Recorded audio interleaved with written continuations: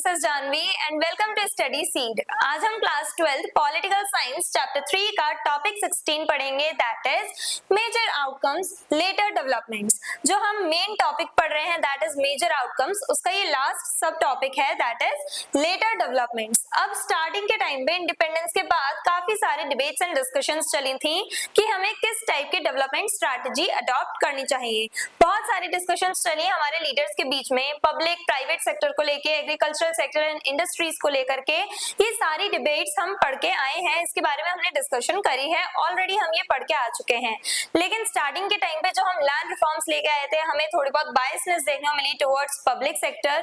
तो जो हमने प्लानिंग कमीशन सेटअप किया था, 5 ईयर प्लान्स बनाए, जो हमारे अर्ली इनिशिएटिव्स थे स्टार्टिंग के टाइम पे, जो भी हमने स्टेप्स लिए थे वो उस टाइम के हिसाब से सही थे। लेकिन बाद में जाकर के 1980s एंड 1990s के टाइम पे जाके हमें ऐसा महसूस होने लगा कि जो स्ट्रैटेजीज हमने अडॉप्ट करी थी वो शायद आज हमारी मॉडर्न टाइम पे हमारी नीड्स फुलफिल करने के लिए सही नहीं है। अगर हमें अपना फर्दर डेवलपमेंट करना है और हमें अपने डेवलपमेंट की पेस को और ज्यादा बढ़ाना है, स्पीड बढ़ानी है, बहुत रैपिडली हमें डेवलप करना है, तो उसके लिए हमें न्यू डेवलपमेंट स्ट्रैटेजी अडॉप्ट करनी पड़ेगी। तो 1990s के टाइम पे इंडिया में हमने इकोनॉमिक रिफॉर्म्स अडॉप्ट करे और इसके बाद से जाके हमारा डेवलपमेंट बहुत रैपिडली होता चला गया। तो उसी के बारे में हम आज के वीडियो में डिस्कस करेंगे कि लेटर टाइम में, बाद में जाकर के 1990s में कैसे हमने अपने डेवलपमेंटल रिलेटेड स्ट्रैटेजीज में कुछ चेंजेस लेकर के आए। By the 1980s and 1990s it was felt that economic growth was too slow and public sector was becoming inefficient। अब 1980s एंड 1990s आते आते ये महसूस होने लगा कहीं ना कहीं कि हमारी इकोनॉमी जो है वो बहुत धीरे धीरे ग्रो कर रही है as compare to other nations. दूसरे नेशंस के कंपैरिजन में हमारी इकोनॉमी, इंडियन इकोनॉमी बहुत स्लोली ग्रो कर रही है, उसमें रैपिड बूस्ट हमें देखने को नहीं मिला है। चाइनीज इकोनॉमी के बारे में हम पढ़ चुके हैं, चाइनीज इकोनॉमी कैसे बूम कर गई एक बारी में, और साउथ कोरिया, जापान, इन सब के बारे में हमने डिस्कशन किया है कि कैसे कुछ ही सालों में ये सारे जो कंट्रीज हैं इनका डेवलपमेंट बहुत रैपिडली होता चला गया और इनके कंपैरिजन में इंडिया जो है उसकी ग्रोथ नहीं हो रही थी, बहुत धीरे हो रही थी। तो ये महसूस होने लगा कहीं ना कहीं कि अब हमें न्यू डेवलपमेंट स्ट्रैटेजीज अडॉप्ट करनी पड़ेंगी अगर हमें अपनी इकोनॉमी बूस्ट करनी है, अगर हमें इंडिया की पोजीशन रेज करनी है, इंडिया की पोजीशन बढ़ानी है, अच्छी खासी पोजीशन हमें होल्ड करनी है वर्ल्ड में। तो और पब्लिक सेक्टर पे जहाँ पे हमने स्टार्टिंग में फोकस किया था, पब्लिक सेक्टर में हमें कहीं ना कहीं बायसनेस देखने को मिली थी। जवाहरलाल नेहरू जो है वो स्ट्रॉन्ग सपोर्टर थे किसके, पब्लिक सेक्टर के। तो स्टार्टिंग के टाइम पे गवर्नमेंट ओन इंस्टीट्यूशंस हमें देखने को मिले अपने देश में, लेकिन बाद में जाकर के हमें ये महसूस हुआ 1990s के टाइम पे कि पब्लिक सेक्टर जो है वो इनफ नहीं है हमारे डेवलपमेंट के लिए, हमें प्राइवेट ओनरशिप देनी पड़ेगी, प्राइवेट कंपनीज को मौका देना पड़ेगा आगे बढ़ने के लिए। सो इकोनॉमिक लिबरलाइजेशन हम लेके आए, ये सारी जो प्रॉब्लम्स थी इन्हें सॉल्व करने के लिए इकोनॉमिक लिबरलाइजेशन हम लेके आए। In 1991 India introduced economic reforms known as liberalisation. 1991 में इंडिया ने लिबरलाइजेशन पॉलिसीज अडॉप्ट करी। एलपीजी रिफॉर्म्स हम लेके आए, that is economic reforms, LPG reforms. L means liberalisation, P is for privatisation and G is for globalisation. तो liberalisation का मतलब है कि हमने अपनी इकोनॉमी को ओपन अप कर दिया है। प्राइवेटाइजेशन, हम प्राइवेट ओनरशिप प्रोवाइड कर रहे हैं, मार्केट बेस्ड इकोनॉमी हमें देखने को मिल रही है। ग्लोबलाइजेशन यानी कि हम ग्लोबल वर्ल्ड के साथ कनेक्ट कर पा रहे हैं, नेशंस, डिफरेंट नेशंस के साथ हम कनेक्ट कर रहे हैं, ट्रेड कर रहे हैं, ग्लोबल ट्रेड में हम कंट्रीब्यूट कर रहे हैं, एक्सपोर्ट कर रहे हैं और उसके थ्रू हमारी इकोनॉमी बढ़ती है, इकोनॉमी की ग्रोथ होती है। तो एलपीजी रिफॉर्म्स हमने अडॉप्ट करे, इंडिया ने अडॉप्ट करे एलपीजी रिफॉर्म्स कब, 1991 में। और इसके बाद से इंडिया जो है वो अब आइसोलेटेड नहीं रहा, अब इंडिया ने ओपन अप की अपनी मार्केट दूसरे नेशंस के लिए।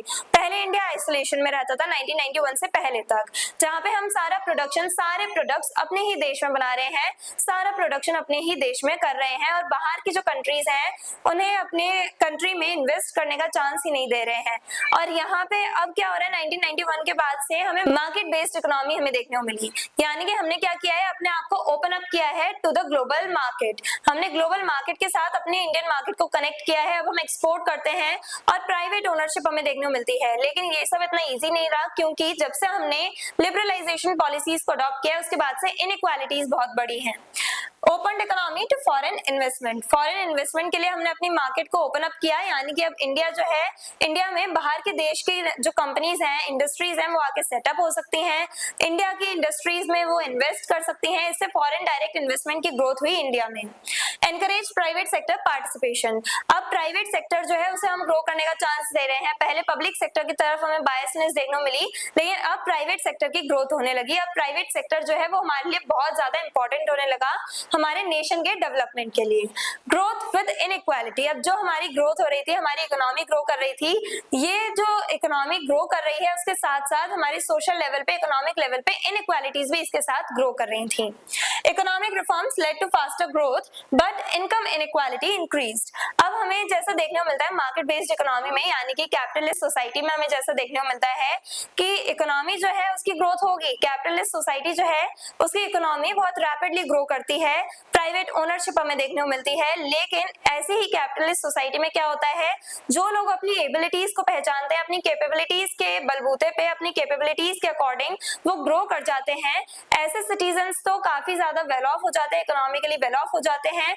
और जो सिटीजन्स जिनमें अपनी कैपेबिलिटीज नहीं होती हैं, जो अपनी एबिलिटीज को नहीं पहचान पा रहे हैं, वो ग्रो नहीं कर पाते, वो पीछे रह जाते हैं, इकोनॉमिकली वीक रह जाते हैं।